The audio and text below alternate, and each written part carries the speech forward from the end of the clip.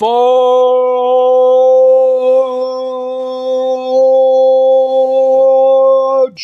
Gang! I am still a hard man!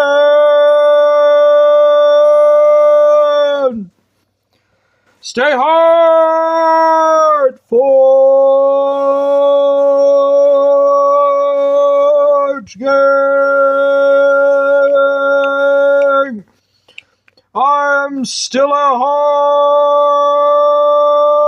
hard man! I'm going to be reading some William Shakespeare quotes. Or Shakespeare quotes. So, hope you enjoy. The fool doth think he is wise, but the wise man knows himself to be a fool. Love all, trust a few, do wrong to none, be able for thine enemy, rather in power than use, and keep thy friend under thy own life's key. Be checked for silence, but never taxed for speech. Love looks not with the eyes, but with the mind, and therefore is winged Cupid, painted blind, nor hath love's mind of any judgment taste, of any wings and no eyes figure unheedy haste, and therefore is love said to be a child, because in choice he is so often beguiled. Be not afraid of greatness. Some are born great, some achieve greatness, and others have greatness thrust upon them. Doubtest thou the stars are fire? Doubtest that the sun doth move? Doubtest thou truth to be a liar? But never doubt I love. The fault, dear Brutus, the fault, dear Brutus, is not in our stars, but in ourselves. Hell is empty, and all the devils are here. There is nothing neither good or bad, but thinking makes it so. This above all, be thine own self be true, and I must follow, as the night the day. Thou canst not be false to any man. It is not in the stars to hold our destiny, but in ourselves. When he shall die, take him and cut him out in little stars, and he will make the face of heaven so fine that all the world will be in love with night, and pay no worship to the garish sun. Garish sun. If music be the food of love, play on. Give me excess of it, that surfeiting the appetite may sicken, and so die. That strain again, if had a dying fall, oh, it came over my ear like the sweet sound that breathes upon a bank of violets, stealing and giving odor, enough no more. 'Tis not so sweet now as it was before. O spirit of love, how quick and fresh art thou, that, notwithstanding thy captivity, receiveth as the sea, not enters there. O what validity and pitch sower, but falls into abatement and low price, even in a minute, so full of shapes is fancy, that it alone is high fantastical. We know what we are, but we know what we are, but not what we may be. All is the world's stage, and all the men and women merely players. They have their exits and their entrances, and one man in his time plays many parts, his acts being 7 ages. These violent delights have violent ends, and in their triumph die, like fire and powder, which are they kiss consume, which as they kiss consume. The sweetest honey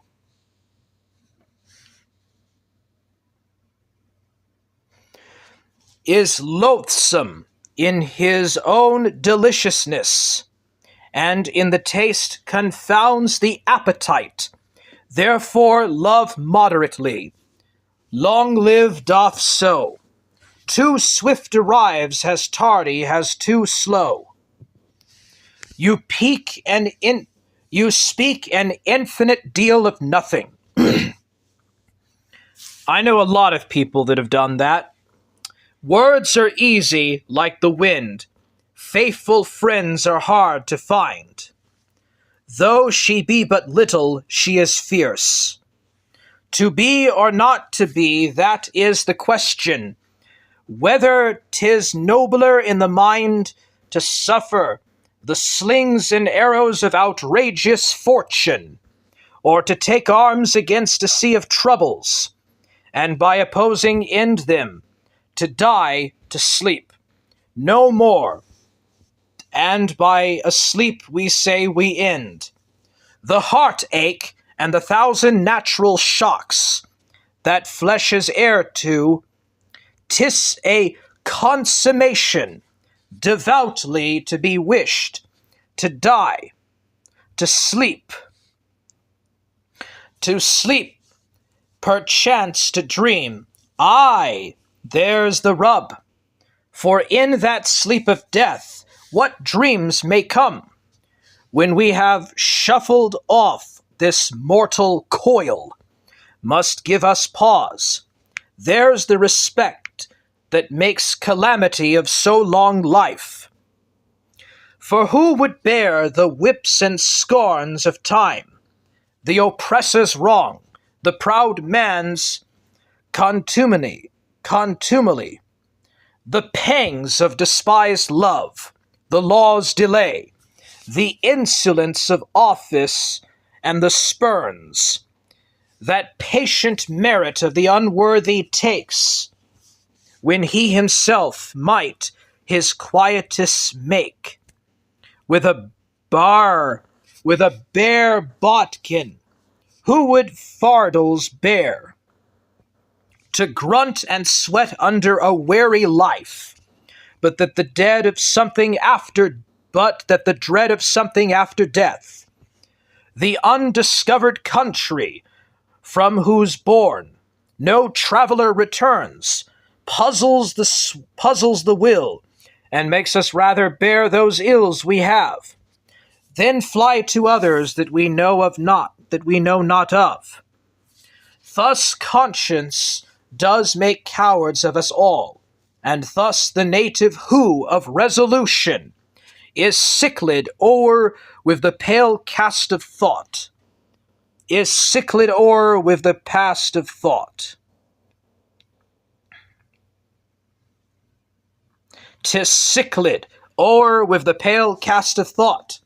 and enterprises of great pith and moment, with this regard their currents turn away, and lose the name of action.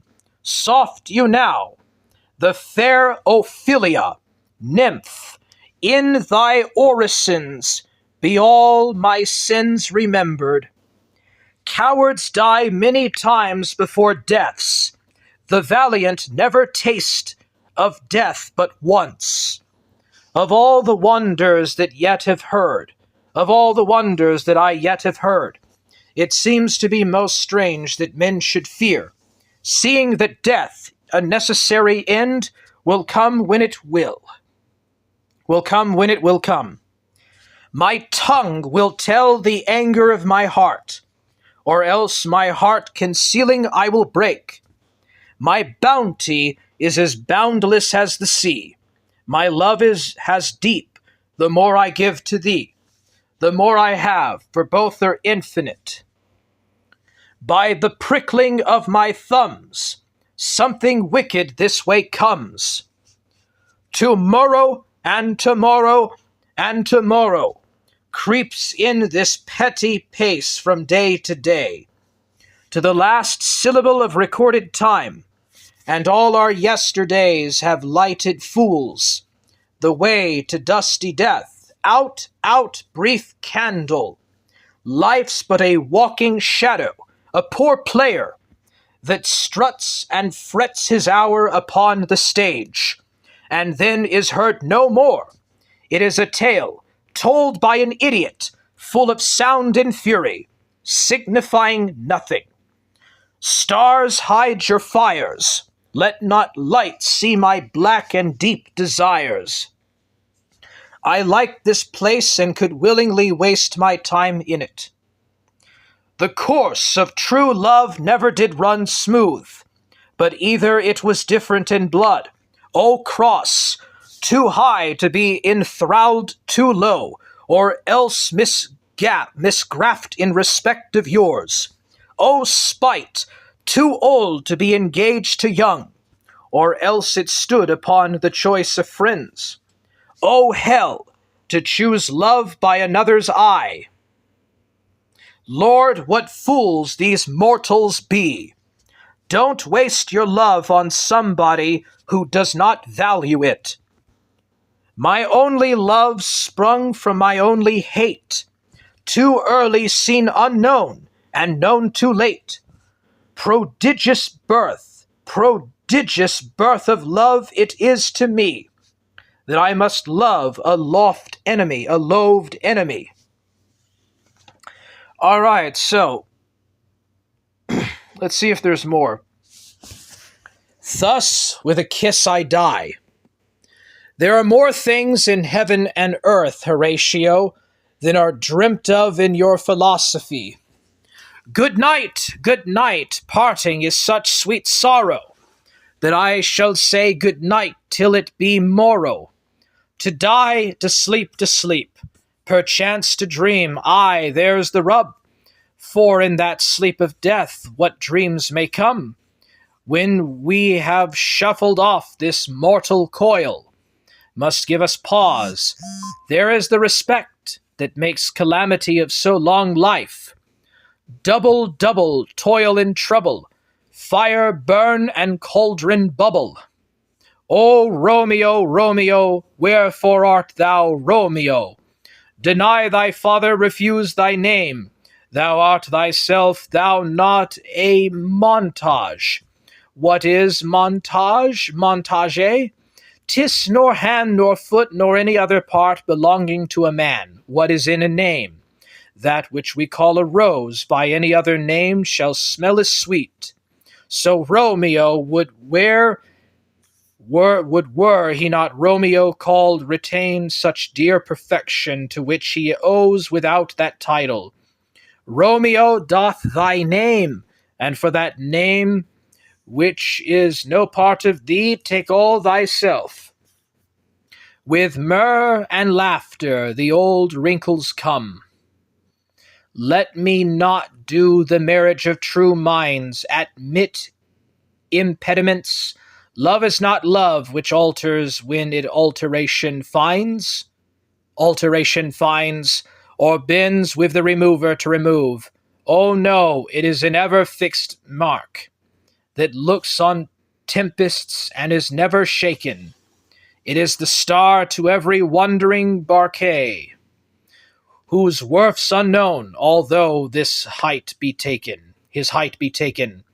Love's not time's fool, though rosy lips and cheeks within his bending sickle's compass come. Love alters not with his brief hours and weeks, but bears it out even to the edge of doom. If this be error and upon me proved, I never writ, nor no man ever loved.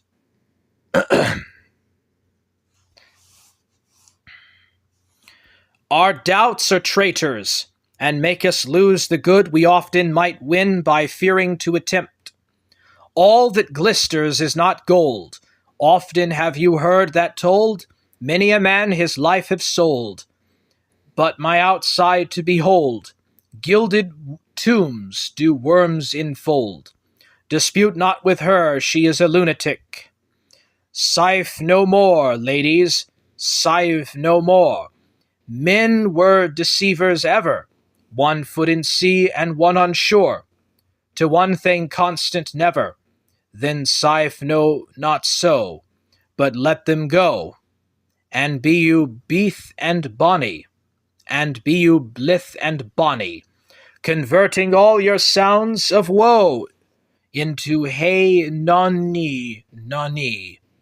Sing no more ditties, sing no more of dumps so dull and heavy. The fraud of men was ever so, since summer first was lefty. And sife no more, but let them go, and be you blithe and bonny, converting all your sounds of woe into hey nunny nunny. Though this be madness, let there be method in it. Did my heart love till now, forswear it, sight? For I never saw true beauty till this night. Listen to many, speak to a few. Expectation is the root of all heartache. Brevity is the soul of wit. For never was a story of more woe than this of Juliet and her Romeo. Shall I compare thee to a summer's day? Thou art more lovely and more temperate. Rough winds do shake the darling buds of May, and summer's lease hath all too short a date. Sometimes too hot the eye of heaven shines, and too often is his gold complexion dimmed. And every fair from fair sometimes declines, by chance or nature's changing course untrimmed. By thy eternal summer shall not fade, nor loose possession of that fair thou owest, nor shall death brag thou wanderest in his shade, when in eternal lines to time thou goest. So long as men can breathe or eyes can see, so long lives this, and this gives life to thee. Give sorrow words, the grief that does not speak knits up the o'erwrought heart and bids it break. Do not swear by the moon, for she changes constantly, then your love would also change. Look like the innocent flower, but be the serpent under it. Love is heavy and light, bright and dark, hot and cold, sick and healthy, asleep and awake. It's everything except what it is. Act 1, Scene 1. We are such stuff as dreams are made on, and our little life is rounded with a sleep. One may smile and be a villain. At least I'm sure it may be so in Denmark.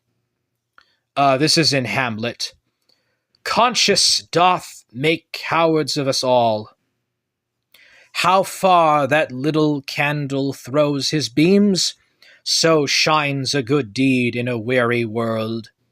The breaking of so great a thing should make a greater crack the round world, should have shook lions into civil streets, and citizens in their dens.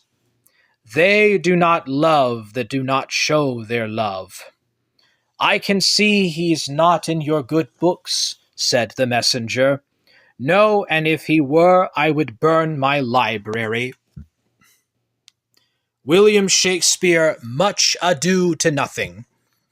All right, so Sebastian Moran says, do I compare thee to a summer's day? Ah, yes, a midnight summer's day. Shakespeare wrote that around 1601, 1602, perhaps about 1598. Sebastian Moran says, forsooth thee, thy warhammer of the forge gang of the Shires? Well, that's kind of a bit more of Tolkien than Shakespeare. But I get where you're coming from, Sebastian. 'Tis the walrus and the warhammer, thy oddball inquirer. That's a good one. Good one, Sebastian Moran. Sebastian Moran says, Gadzooks! Gadzooks! Ah, Monty Python quote. Gadzooks! Yeah, I think that English phrase came about into pop culture long after William Shakespeare's time. I can see he's not in your good books, said, okay, I already read that. The first thing we do, let's kill all the lawyers. William Shakespeare, an anarchist confirmed. Perhaps. Perhaps he was even like maybe a pre-Thomas Jefferson. I'm just kidding. He wasn't, of course, but just being funny. I had rather hear my dog bark at a crow than a man swear he loves me. Men at some time are masters of their fates. The fault, dear Brutus, is not in our stars, but in ourselves, that we are underlings. Presume not that I am the thing I was, for God doth know, so shall the world perceive, that I have turned away my former self.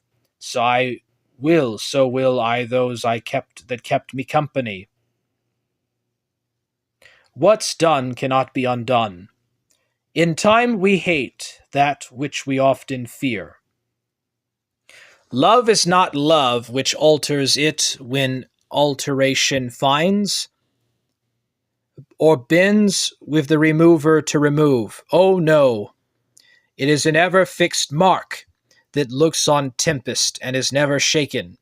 It is the star to every wandering bark, whose worth's unknown. Although his height be taken, love's not time's fool. Though rosy lips and cheeks within his bending sickle's compass come, love alters not with his brief hours and weeks, but bears it out even to the edge of doom. It too, Brutius. It too, brute. What's past is prologue. Let me be that I am, and seek not to alter me. What is in a name? That which we call a rose. By any other name would smell as sweet. My words fly up, my thoughts remain below. Words without thoughts never to heaven go. And yet, to say the truth, reason and love keep little company together nowadays. I am a Jew. Hath not a Jew eyes? Have not a Jew hands, organs, dimensions, senses, affections, passions, feed with the same food, hurt with the same weapons, subject to the same diseases, healed by the same means, warmed and cooled by the same winter and summer as a Christian is? If you prick us, do we not bleed? If you tickle us, do we not laugh? If you poison us, do we not die? And if you wrong us, shall we not revenge? If we are like you in the rest, we will resemble you in that. If a Jew wrong a Christian, what is his humility? Revenge. If a Christian wrong a Jew, what should his sufferance be by? Christian example? Why revenge? The villainy you teach me I will execute, and it shall go hard, but I will bit better the instruction. Lovers and madmen have such seething brains, such shaping fantasies that approached more than cool reason ever comprehends. The lunatic, the lover, and the poet are of imagination all compact. One sees more devils than vast hell can hold. That is the madman, the lover. All has frantic. See Helen's beauty in a brow of Egypt. The poet's eye, in fine frenzy rolling, doth glance from heaven to earth, from earth to heaven, has imagination bodies forth the forms of things unknown. The poet's pen turns them to shapes and gives to airy nothing a local habitation and a name. Oh, teach me how I should forget to think. Wisely and slow they stumble that run fast. parting is such sweet sorrow, that I shall say good night till it be morrow. If I profane with my unworthiest hand this holy shrine, the gentle fine is this: my lips, two blushing pilgrims, ready stand to smooth that rough touch with a tender kiss. Juliet, good pilgrim, you do wrong your hand too much, which mannerly devotion shows in this. For saints have hands that pilgrims' hands do touch, and palm to palm is holy Palmer's kiss. Romeo, have not saints lips, and holy Palmer's too? Juliet, ay, pilgrim, lips that they must use in prayer. Romeo, oh then, dear saint, let lips do what lips do. They pray, grant thou, lest faith turn to despair. Juliet, saints do not move, though grant for prayer's sake. Romeo, then move not, while my prayer's effect I take. Thus from my lips by yours my sin is purged. Juliet, then have my lips the sin that they have took. Romeo, sin from thy lips? O trespass sweetly urged, give me my sin again. Juliet, you kiss by the book. Now cracks a noble heart, good night, sweet prince, and flights of angels sing thee to thy rest. Do you bite your thumb at us, sir? Samson, aside to Gregory. Is the law of our side if I say aye? Gregory aside to Samson, no. Samson, no, sir. I do not bite thy thumb at you, sir, but I bite my thumb, sir. Our revels now are ended. These are actors, as I foretold you, were all spirits and are melted into air, into thin air, and like the baseless fabric of this vision, the cloud-capped towers, the gorgeous palaces, the solemn temples, the great globe itself, yea, all which it inherit, shall dissolve, and like this unsubstantial pageant faded, leave not a rack behind. We are such stuff as dreams are made on, and our little life is rounded with a sleep. When we are born, we cry that we are come to this great stage of fools. Love is a smoke made with the fume of scythes, being purged a fire sparkling in lovers' eyes, being vexed, a sea nourished with lovers' tears. What is it else? A madness most discreet, a choking gale, and a preserving sweet. O serpent heart, hide with a flowering face. O serpent heart, hid with a flowering face. Did ever dragon keep so fair a cave? Beautiful tyrant, fiend angelical, dove-feathered raven, wolfish ravening lamb, despised substance of divinest show, just opposite to what thou justly seemest, a damned saint, an honourable villain.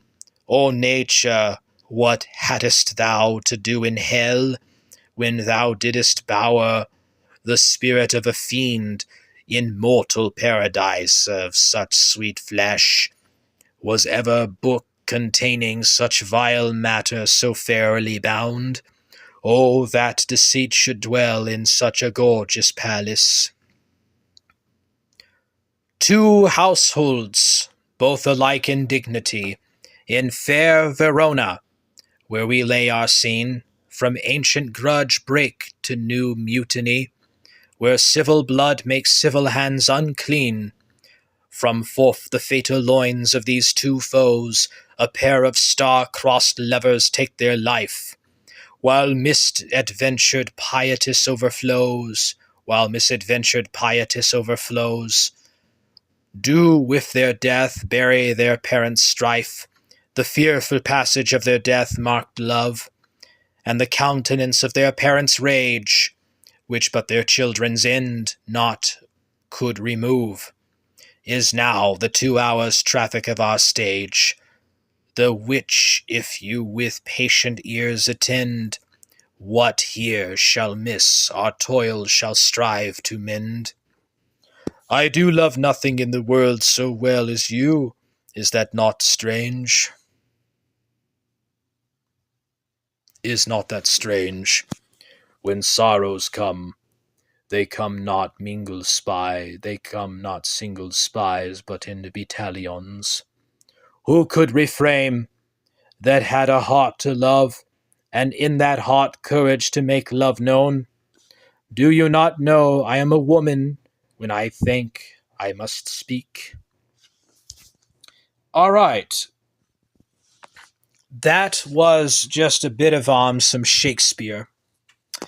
So, Sebastian Moran says, great speaking voice, Warhammer. Really good for audiobooks and radio dramas. Yeah, I really enjoy that. I really did enjoy that. I practice a lot. Sebastian Moran says, we should do a radio drama one day.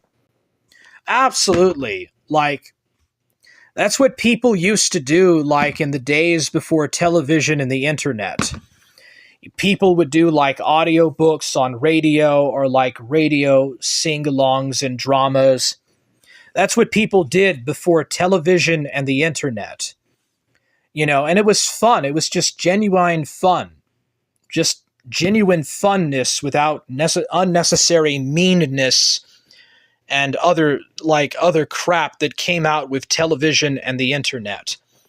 Okay, that right there is genuine, pure entertainment for entertainment's sake. The entertainment of others. So I hope you enjoyed my Shakespearean impressions. I tried my best to speak as a latter 1500s English gentleman in the Italian countryside, in the Veronese countryside, or the Venetian countryside, or the Tuscan countryside, as a late 16th century Tudor English gentleman, and I hope you enjoyed it greatly. What actually surprised me about Shakespeare, he doesn't really sound like a Tudor.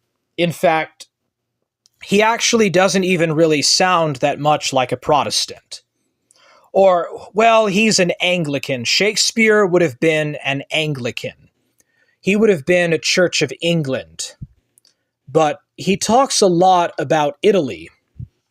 Like Italy in the 1400s and the 1300s. And he did entire plays about the Plantagenet kings, like various plays about Edward IV, Henry V and Henry VI, and Henry V, or like Richard II in the Wars of the Roses, and it's very interesting.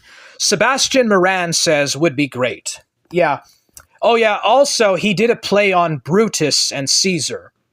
Yeah, Shakespeare also did some plays on Julius Caesar, and I think even Alexander the Great. I'm not too sure about Alexander the Great. Sebastian Moran says, I have thoroughly enjoyed this show. Thank you, sir. Well done. Yeah. Wouldn't it be fun to just go back to, like, radio, like doing radio shows and stuff, or like on very early television, and even the early internet when it was actually fun before it got controlled by corporations and stuff. Anyways, I have been your host, Imperator of Forge. This has been me reading some Shakespeare quotes. What gets me the most about Shakespeare is he doesn't really sound like a Tudor or an Elizabethan, Even though he was in Elizabethan England, he doesn't sound very Elizabethan. That's what I find fascinating about him. Anyways, thank you for watching and have a good rest of your day. Forge Gang! I am still a hard man! Stay hard!